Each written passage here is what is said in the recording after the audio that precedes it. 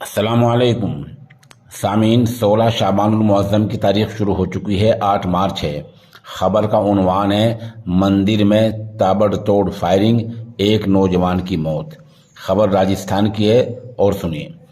BJP के एक कारकुन को उसके दोस्तों ने मंदिर में ही गोली मारकर कत्ल कर दिया है। मुलजिमों ने इसके बाद फेसबुक पर लाइव होकर कत्ल की जिम्मेदारी भी कबूल कर ली है। ये मामला रियासत राजस्थान के ज़िला अलवर के थाना भैरोड़ा के गांव खोहरी का है।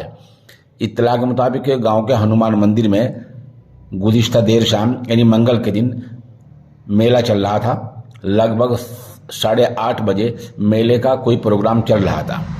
30 साला संजय इसी मेले में बैठा था। इस दौरान कार में बदमाश आए और 30 साला संजय पर फायरिंग शुरू कर दी। उसको बाद में अस्पताल ले जाया गया, जहां डॉक्टरों ने उसको मुर्दा करार दे दिया और इस फायरिंग होते ही मंदिर में अफरा तफरी का माहौल पैदा हो गया। भिवाड़ी के एसपी अनिल कुमार बेनीवाल भी लगभग रात में 11:30 बजे वहां पहुंचे हैं और मामले की जानकारी हासिल की है।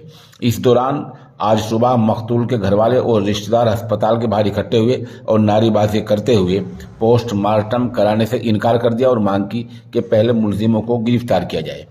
पुलिस के मुताबिक मुलजिम अजय यादव वर्द रामनिवास यादव गांव कोहरी, संदीप उर्फ बचिया गांव हामिदपुर और रवि गांव बेगपुर का रहने वाला है।